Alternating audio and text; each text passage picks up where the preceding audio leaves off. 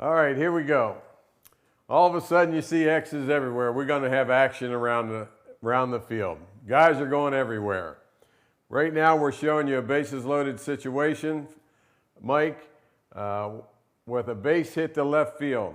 We automatically know that we can take this guy here and slide him in on a base hit to score. So we're sitting at a first and second situation, also knowing that this guy could be just a second at second base. We want to get everyone in their proper positions. Mike's going to tell us how to do that. Then we're going to talk about it a little bit more.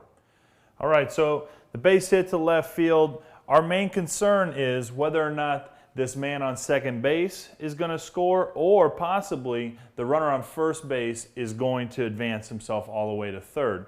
The key, keep the ball in front of us, number one, but our center fielder is going to make his way over behind the left fielder to back up in case the ball gets by him.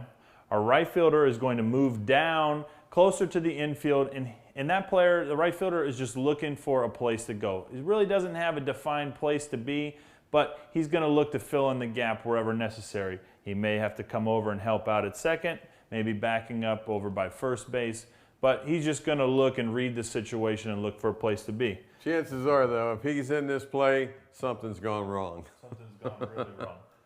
The pitcher is going to back up home. The best advice that I was ever given as a pitcher when backing up bases is put my back against the wall or the fence of the outside to make sure that I'm as far back from the throw as possible and that ball can't get past me any further. Shortstop is going to move over to third because our third baseman is going to be the cutoff man for this play. It's imperative that the left fielder, when making the throw, throws the ball through the cutoff man. The reason is we're going to have a possibility of two plays, or either a play at third or a play at home. Obviously, our importance is the play at home because we don't want to give up a run. But that run may have already been conceded. That runner may have already made its way, and there's not going to be a play. That third baseman can cut the ball off, give it over to the shortstop, and we could possibly get an easy out at third base and get ourselves out of a jam. Well, like I said before, we had a lot of things going on. There's some other things that can happen here, the variables that come into play. This guy could be an absolute burner. In other words, he's automatically scored because he's that fast. All of a sudden then, this cutoff man has got to worry about this guy. We said, okay, he's already scored. Now I got to hold this guy here.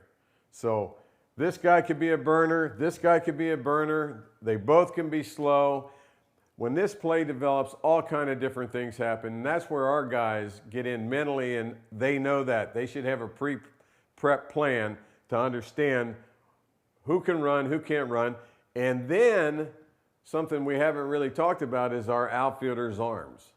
If this guy's got a good arm, he might stop coming around third, because I've coached third base in the big leagues for a lot of years, and when this guy's got a cannon, I'm thinking, hold this guy up. I don't want to get him thrown out. The other interesting part about this, Mike, is when we talk about this guy's arm, the depth of the third baseman comes into play, doesn't it? Most definitely. Most definitely. The depth of the arm, or the greater the arm out in the outfield, the third baseman doesn't have to go out that far into the outfield. He can give that outfielder more room to showcase that arm and more room to throw the baseball. We don't need to be right on top of him if he's got a strong arm.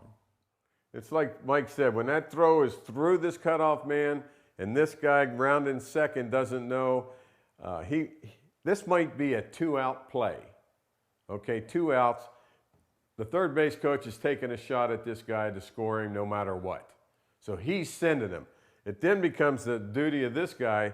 He's probably going to keep going. We're going to try to let that play get through to get home. He's going to try to advance. And if the throw's off the mark, that's the job of the third baseman then, to go ahead and cut it, at least get the out, even though the run's going to score. You can't let the ball go to home plate knowing that it's not going to be in time. That's when this guy has to make the play and get this guy out. Little bit of variables in this in all areas, but getting our proper positioning is where it all starts.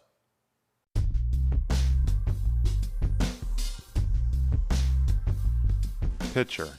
Take angle between third base and home. Based on how play evolves, make an educated decision as early as possible to back up either third base or home plate.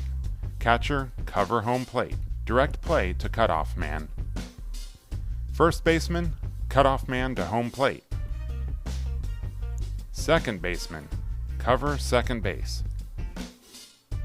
Third baseman, watch runner tag third base, cover third base, and direct play to cutoff man. Shortstop, cutoff man to third base. Left field, makes play, listen for play direction, and throw through cutoff man. Center field, move toward the ball, back up left fielder. Right field, move to back up second base for overthrows and retrieve the ball.